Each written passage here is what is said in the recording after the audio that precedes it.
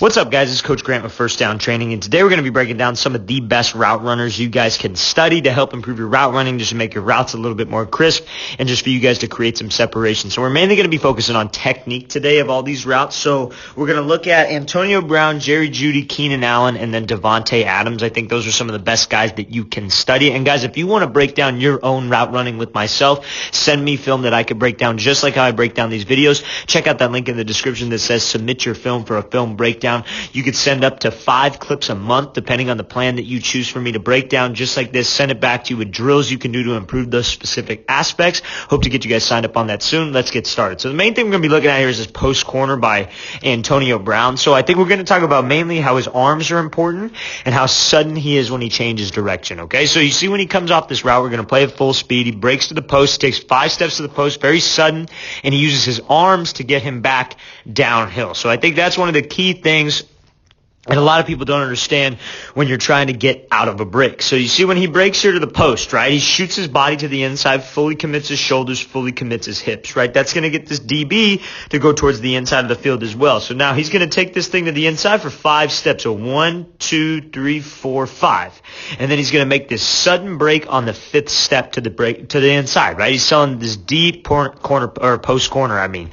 Now what a lot of people are like to say, I posted this on Instagram the other day, and a lot of people were like, oh, quarterback doesn't have that much time, this and that, right? There are a lot of situations where a quarterback can have time like this. Maybe he's sprinting out, maybe he's bootlegging, maybe it's max protection, maybe it's off of play action, maybe it's a 2-man coverage situation and we like this play, right? There's a lot of situations. It's not your basic, cover 1 quarterback, you got only 5 guys blocking, 6 guys blocking. It's not what it is always, right? You don't know the situation that they're working, so we still got to be able to make these plays, right? And as a DB perspective, you got to be able to cover for forever, but we're just trying to focus on the technique of this guy's route before everybody jumps to the excuses. So when we come off here and we take 5 steps to the inside, the only way I'm able to change direction is by being sudden with this foot. If I'm slow with this and I'm kind of soft when I try to make this break, I'm going to have all these choppy steps and I'm going to end up rounding this thing, right? Now, AB breaks this thing off very sudden and he's still able to get out of this thing fast, but you see how he still rounds this thing off a little bit. His breaks here and then he starts to round and drift upfield. How we can make sure that I get back down to this back corner of the end zone, how I can make sure I get back down flat to make it an easier throw for the quarterback and get back to that ball thrown from the quarterback is I rip my off arm. You rip this left arm across your body and you're almost swinging this right one behind you like you're trying to elbow somebody behind you. And you see how he's swinging here and he's working those arms to get his hips back turned to get him back downhill, because if he continues to round this thing, he's going to be out the back of the end zone. But he's got to rip those arms around to maintain that speed to get him back downhill. That's one of those things that a lot of receivers don't focus on, is that after the route, that third phase of the route, the acceleration phase out of the route, where you got to pump your arms and you got to drive out of there to make sure that you continue to gain space from this guy. Ball's a little late, which is fine. I get that, but we got to be able to make a play on it, right? We can't make an excuse. Oh, the ball was late. Let's still go up and try to make a play. We got to still continue to pump our arms and drive in this phase 3 of the route. Continue to run, and that's going to create a separation, and that goes for on any route that you can do. Let's watch this thing full speed one more time. So he's here, breaks up to this post, 1, 2, 3, 4, 5, sudden stick, runs those arms out of there, gets him back downhill. Great route here. So now we're going to be looking at Jerry Jeudy. I think even as a rookie, he's probably one of the best guys that you can study, and we're going to talk about his curl route. This is a big thing that a lot of people want to improve on, is eliminating steps at the top of the route, because I think any guy that has played college ball, any guy that's definitely played professional ball, they'll tell you that every single person is fast. You're not going to be able to, unless you got the exceptions like a John Ross or a Tyreek Hill, where their speed definitely helps, but they can't just get there solely on speed. You got to have technique. Your technique is what's going to get you open. And eliminating steps at the top of the route and what you do to get into the route and how you accelerate out of the route is what gets you space. And that's a perfect example here by Jerry Jeudy. So when you see he runs this curl route here, he's going to be snapping down. So what I mean by snapping down is everybody loves to get to the top of a route and they beat the drum and they chop their feet and they have the fast hands, right? That's not what we want. We want to get out of it. That's like 5 to 7 steps, right? And it's slow. The whole part about this stem is I want to push vertical. I want to be fast. I want to keep a good pad level, and I want to let my hips drop me. Your hips is what snaps you down and slows you down, right? And that's exactly what Jeudy does here. He's going off this outside leg. He snaps at his hips, and he's right in stride. You see how his stride doesn't change. He doesn't chop his steps. What a lot of people do is they'll run up into a route, and they chop their steps right before it, and then they snap down, and they think think, oh, I snapped down. Yeah, I cut out steps. But your speed was slow into the break. And if your speed is slow into the break, that doesn't matter. The DB's going to be able to react on that speed change. And now there are times where you do change up the tempo. You don't need to go 100 miles an hour on every single route. There are times where you change up the tempo, try to get this DB on his heels. But more often than not, you got to get up into this route fast, especially in a situation like this where it's an off-man look. And I know there's no DB out there, but that's what he's working, where he's attacking the leverage of the DB. We want to get up into it fast. We want to attack his midline. We want to try to get him on his heels and then be able to drop on a dime. And how we do that is snapping down. Snapping down is when you drop your hips as violent as you can right in the stride. You bring your chin to your knee and you're just snapping on this outside leg. So now, everybody loves to coach that first step, but Jeudy does a great job of pivoting off this second step, and I think that's the most important step because it's how fast can you get your hips around. And that second step on that pivot, you see how he's here, he pivots, he's getting his hips back around, and now that third step can hook back around, and what that third step serves to do is drive and push you out. Now here's the deal. I would rather have 5 steps and you be fast into the break than 3 steps like what Jeudy did right here and you be slow into the break, because a lot of people get too caught up in steps.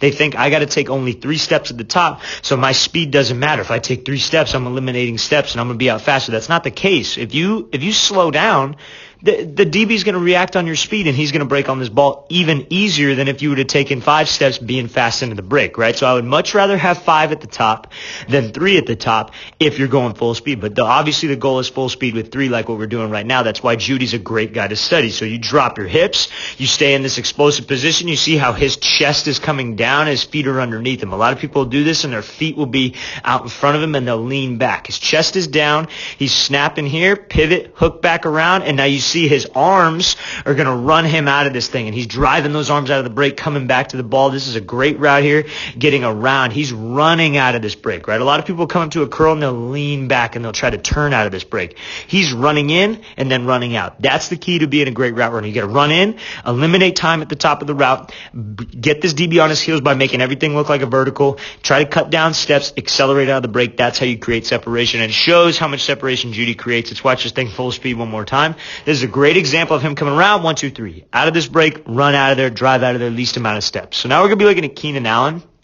Main thing is here, again, we're going to talk about his hips, right? This is a great guy to study because I think he does a great job of making all of his routes look the same. And what I mean by that is making all your routes look vertical, pushing vertical with all your routes. So you see when he comes out here, this is a fade 100% to this DB. Got his head down, chest is forward, in a good stance. So you see he's coming out here right now, he's running. He gives this little bit of a hesitation, then he puts that head down and he's going. Pad level forward, his body's almost on that 45. Receivers, when you're trying to sell vertical on a route, you want your body to almost be on this 45. You're down almost like you're running a 40. You want to drive out of there, create energy at the top of the break, then go. But how I'm able to change direction, changing direction is one of the most important things when you're running a route, is by how violent you can make your hips. How much can I drop my hips? How aggressive can I be with my hips, right? So you see Allen here, he's running out, head down, and how he's able to change direction. Imagine if he tries to beat the drum in this situation. He's going to shoot probably 5 extra yards upfield. The only way you're able to stop on a dime is by your hips shooting you down. That's the only way. That is literally the only way. Your hips got to be violent.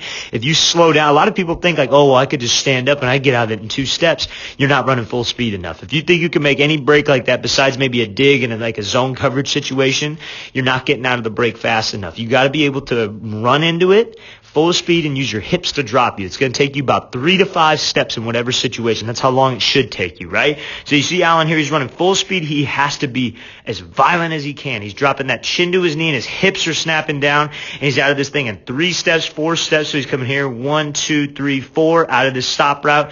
You see this DB does not play it bad, right? Like I'm saying, everybody's an athlete at this level. Everybody's an athlete at this high level. And for all the high school people listening and even younger than that, being able to do this at your level is going to get you so much freaking space. And it's something a lot of people think that this is just, he's a freak athlete, he can make this happen. It's not something that's just you're born with it. This is something that you can work on. You can work on your hips being violent.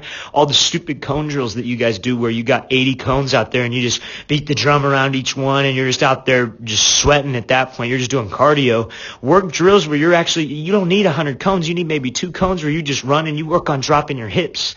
Work on eliminating steps. Work on technique rather than doing drills that's just for your cardio, right? That's how you train this kind of thing. That's how you get out of breaks faster. That's how you're able to drop your hips explosive and get back to the ball. Is a great example of how you should do that by Keenan Allen. Let's watch it full speed. So coming out here full speed, drop those hips. As violent as you can, that's what will get you separation. Great route here. So now we're going to be looking at Davante Adams. So I don't think we can make a video on route running without talking about him, talking about how he's able to create separation. We're not even going to be looking at the top of the route by him today. We're mainly just going to talk about how releases can be set up and how Davante Adams is a great guy to study for that. So let's watch this first release. This may not look like a whole lot, but with Davante Adams' game, it can get you a lot of separation and just keep this DB on his toes, right? So how many times have we seen Davante Adams do this hesitation release, 1-2, and then he takes the inside on a slant, or he bursts up vertical, runs like a post out, post corner, or just runs a dig, maybe just a straight up slant like I said earlier, right? How many times have we seen this hesitation release out of him, right? So let's say maybe one time in this game he comes with this hesitation release, this DB staying square, he kind of shuffles with him, then Adams gives him a right-left. And then that DB bites on the fake because he's got a great upper half fake, and then he bursts to the inside. We've seen that a million times from him. You just look up Davante Adams route running on either YouTube, you look it up on Twitter, whatever you can find videos of him running routes, they'll always show his little hesitate, 1-2, and he gets out of it. So now he's got to run a vert, right? So now he comes off and he makes the release look the exact same. He hesitates, DB's sitting inside, he's staying disciplined. Oh, I'm not going to fall for this time. I'm going to stay disciplined. I'm going to really try to force him to the outside. He's not going to be able to take the inside on me. He hesitates, and then he just goes. From 0 to 100. That's what we were talking about. Changing speed off the line, changing speed in your route to just be able to push vertical and go, and then get a jump on this DB. This DB's got lulled to sleep. He's sitting there to the inside, and then he just goes. Now he's in oh shit mode with his head down, trying to pump those arms and trying to catch up. That's how you create separation off the line. You got to make everything you do right here look the same. You got to have about 4 or 5 releases, and let's just roll with them. Let's just use it to set up another release. Let's use that release to set up this release. It can all work. It can all be tied together with the game plan you have that week for your team. So again, I'm coming out, hesitate, makes it look the exact same, like he's just going to go right, left, and cut to the inside. Hesitate, then just go. Great job by Davante Adams. Let's watch it full speed again one more time. So hesitate, take off. Have that head down. Don't look until we got him by about 3 steps and catch this ball late. Great work here by Davante Adams. All right, guys, I really want to thank you for watching. I really appreciate it. If you have any questions, please leave those in the comments. And again, if you want me to take a look at your route running, check out that link in the description, and I'll see you guys next time.